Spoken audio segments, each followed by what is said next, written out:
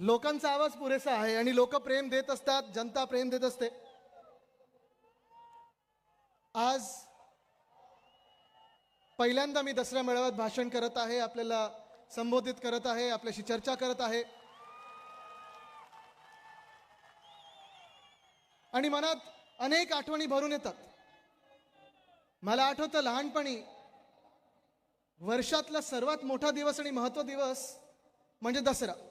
तर दसऱ्याला काय, तर आजाचं भाषण म्हणजे वंदनीय हिंदवी सम्राट बाळासाहेब ठाकरेंचं भाषण ऐकायला लहानपणीपासून अनेकदा इथे समोर बसलेलो आहे. तेव्हा असं कार्पेट नसायचं, तिथे गवत असायचं, त्याच्यात आम्ही बसायचो.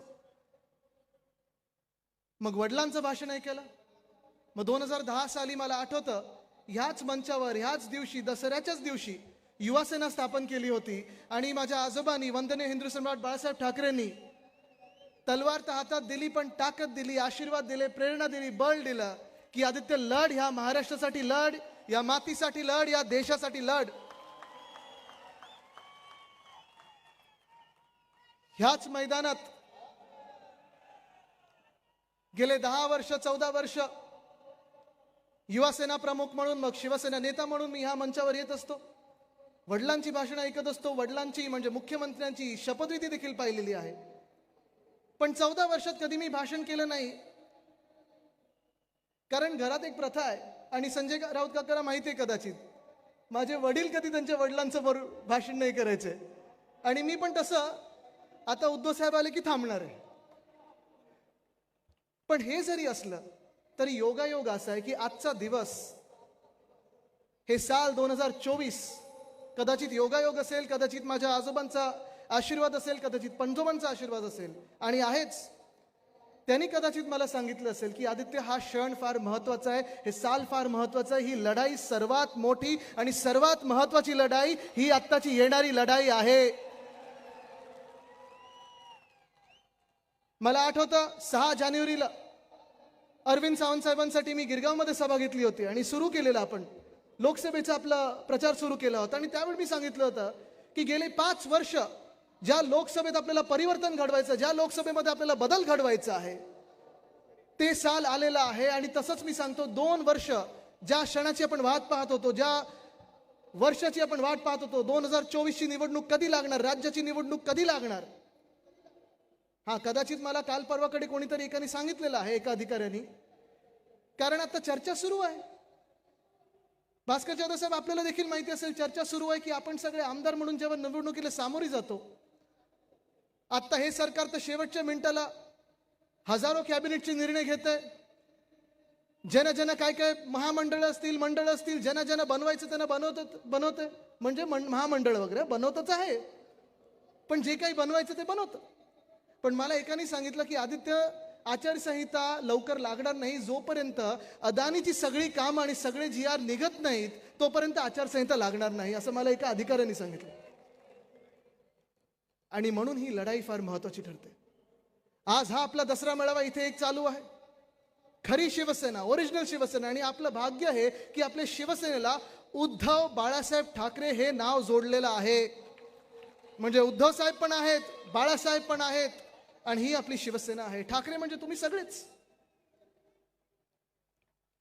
पण ही जी लढाई आहे ही महत्वाची एवढ्यासाठी आहे, माझ्यासाठी देखील महत्वाची एवढ्यासाठी आहे, कारण ही लढाई वैयक्तिक नाही, स्वतःसाठी नाही, कुठच्या पदासाठी नाही, सरकार बनवण्यासाठी नाही, तर आपल्याला महाराष्ट्रात ही जी लूट चाललेली आहे, कदाचित सुरतेच्या लूटाचा जो बदला घेत आहेत, ही लूट, हा भ्रष्टाचार, मुंबईची विकत आहेत, हे सगळं रोखण्यासाठी ही महत्वाची निवडणूक आहे. हे तुम्ही ठरवायचं आहे की मुंबईला आपण अदानीच्या घशात घालू देणार आहात की नाही, हे तुम्ही सर्वांनी ठरवायचं आहे. हा निर्णय तुमच्या हातात राहणार आहे. कारण ह्या 2 वर्षामध्ये जर पाहिलं आपण तर 2च गोष्टी झालेल्या आहेत. एक म्हणजे मुंबईची लूट आणि दुसरं म्हणजे महाराष्ट्र असेल, मुंबई असेल, सगळे प्रकल्प असतील, त्यांच्या आवडत्या मित्र कॉन्ट्रॅक्टरच्या घशात घालण्याचं सगळं काम एकनाथ शिंदे करत आहेत, मिंदे सरकार करत आहे. स्वतःसाठी खोके आणि महाराष्ट्राला धोके म्हणून जे करत आहे, ते जर रोखायचं असेल तर आपली ही ताकद जी आहे, ही एकजूट जी आहे, ही कायम ठेवायला लागेल आणि या निवडणुकीत दाखवायला लागेल की हा महाराष्ट्र आहे जो झुकणार नाही आणि कधी विकला जाणार नाही. भ्रष्टाचार भ्रष्टाचार भ्रष्टाचार, किती भ्रष्टाचार पाहायचं. आधी हे भाजपवाले जेव्हा यायचे आपल्याकडे आणि सभा घ्यायचे तेव्हा ते एक एक भ्रष्टाचारचे A to Z काढायचे, A for, B for, C for. पण राजन विचारे साहेब, जर आता आपण पाहिलं, एकनाथ शिंदेनी, मिंदे सरकारनी, या भाजपनी, या खोके सरकारनी जेवढे ह्या महाराष्ट्रात भ्रष्टाचार करून लुटलेला आहे, तर Aचा जर आकडा करायचा असतील तर 100 भ्रष्टाचार असतील, Bचा जर आकडा करायचा असतील तर 100 भ्रष्टाचार असतील. असे A to Z हे कितीतरी आपण पाहिलं तर प्रत्येक अक्षराला वेगळे असे अनेक भ्रष्टाचार करून ठेवलेले आहेत. मुंबईचं जर म्हणायचं झालं तर मागच्या वर्षी असेल किंवा ह्या वर्षी असेल, 2 मोठे घोटाळे रस्त्यांचे झाले. तिथे मुंबईकर किती जरा हात वरती करून मला दाखवा. आहात ना तुम्ही सगळे मुंबईकर? तुम्ही मला सांगा, मागच्या वर्षी जो रस्त्याचा घोटाळा मी उघड केला, पत्रकार परिषद घेतली, 15 जानेवारीला मी भ्रष्टाचार तो उघड केला होता आणि त्यावेळी प्रधानमंत्री महोदयाने सांगितलं होतं की प्रधानमंत्री महोदय, ह्याच्यात नाव तुमचं खराब होणार आहे, बदनामी तुमची होणार आहे, तुमच्या हातातून हे भ्रष्टाचारी काही कामं करून घेत आहेत, तुमच्याकडून भूमिपूजन ज्या गोष्टींची करत आहेत, कधी ती गोष्ट होणार नाही. या मुंबईत ही कामं कधी सुरू होणार नाहीत. पण रावते साहेब, 6,000 कोटीचा मागचा घोटाळा रस्त्यांचा जेव्हा मी हा घोटाळा उघड केला तेव्हा मुंबई महानगरपालिकेला मान्य करायला लागलं आणि 1,000 कोटी मुंबईचे वाचवायला लागले, मुंबईचे कमी करायला लागले. आणि तरी देखील मी आज सांगतो, अजूनही 5,000 कोटीचा घोटाळा हा आपल्या डोळ्या देखत आहे. एक तरी रस्ता ह्या मुंबईत गेल्या 2 वर्षात नवीन झालाय का मला सांगा? कोणाचं तरी भाषण ऐकलेलं मी, कोणाचं तरी भाषण ऐकलेलं 2 वर्षात, मग परत शर्ट खाली घ्यायचा आणि म्हणून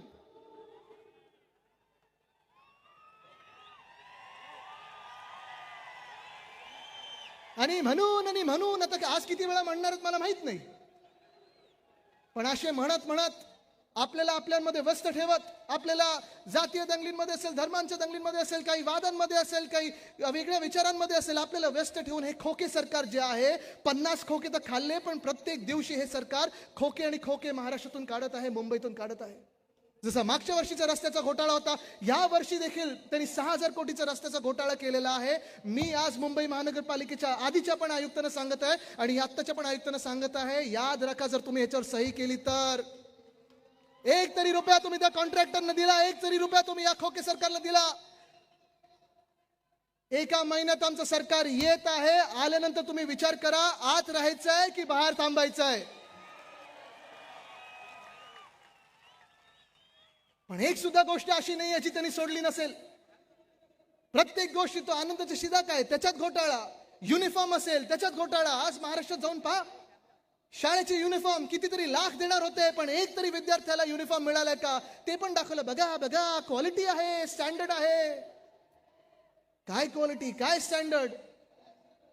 दोन्ही वेळा जेव्हा डॅव्हॉसला तुम्ही गेलात, देसाई साहेब, तुम्ही आणि मी आपण गेलो होतो डॅव्हॉसला, बरोबर आहे ना?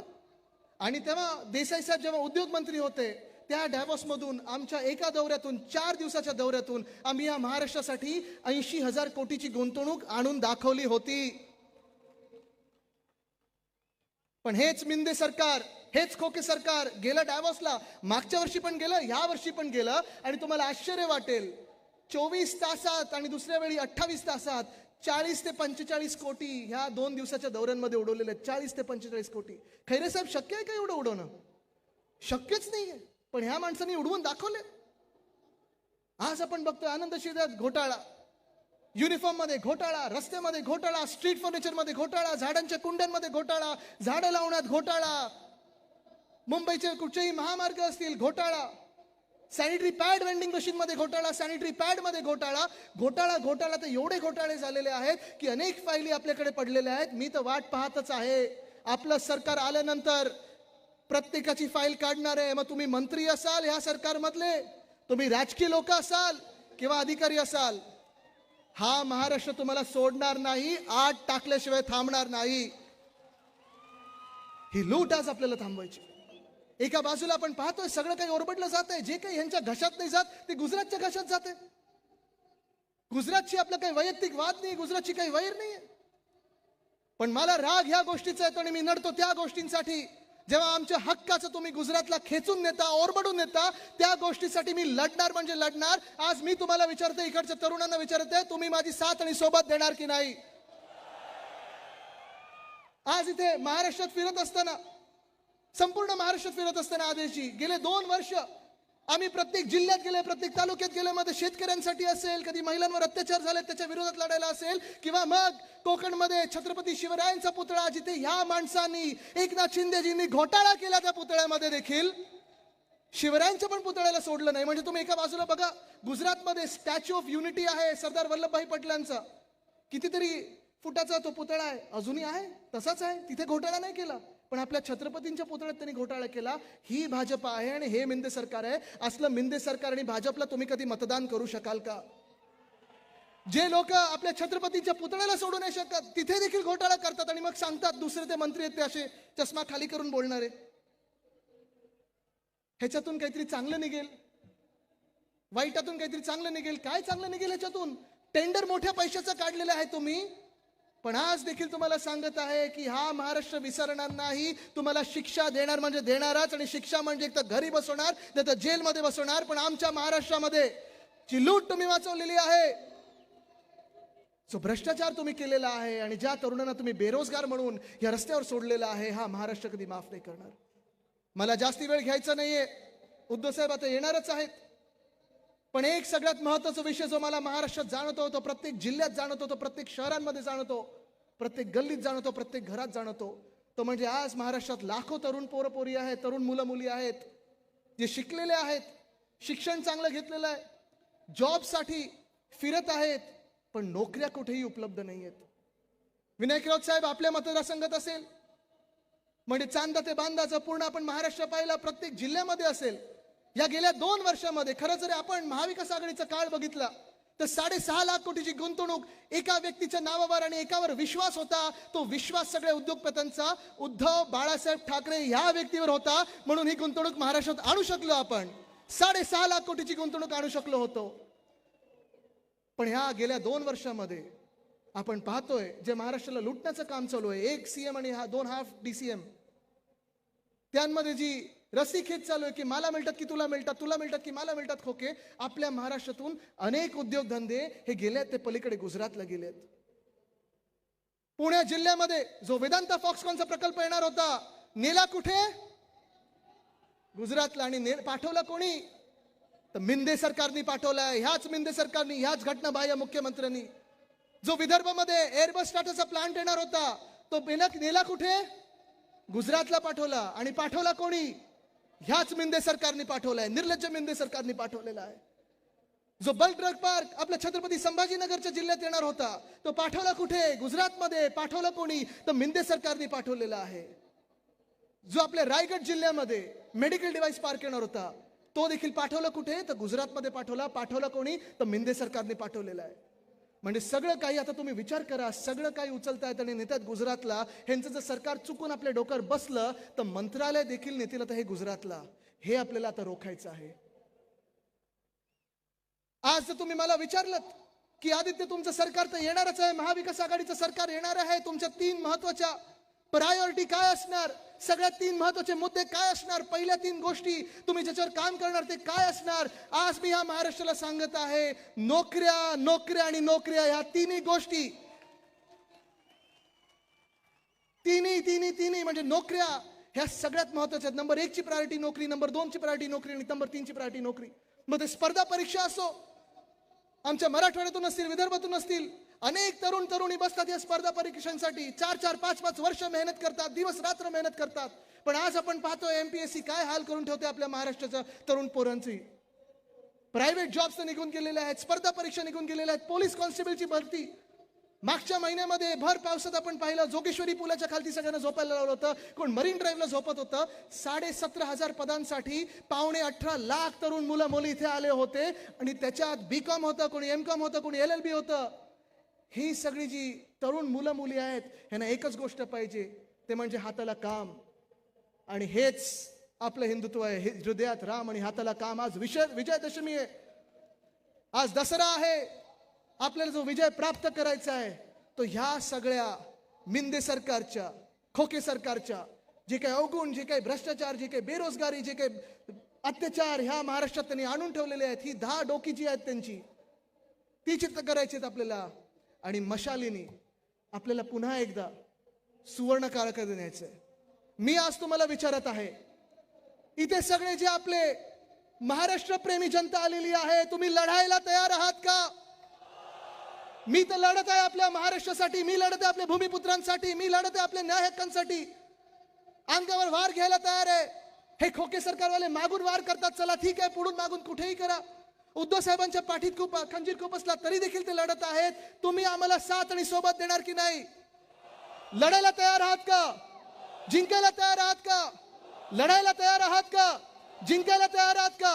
आणि जिंकायचं असेल तर आपल्याला एक गोष्ट लक्षात ठेवायला लागेल, आपलं चिन्ह कुठचं? चिन्ह कुठचं? चिन्ह कुठचं? चिन्ह कुठचं? चिन्ह कुठचं?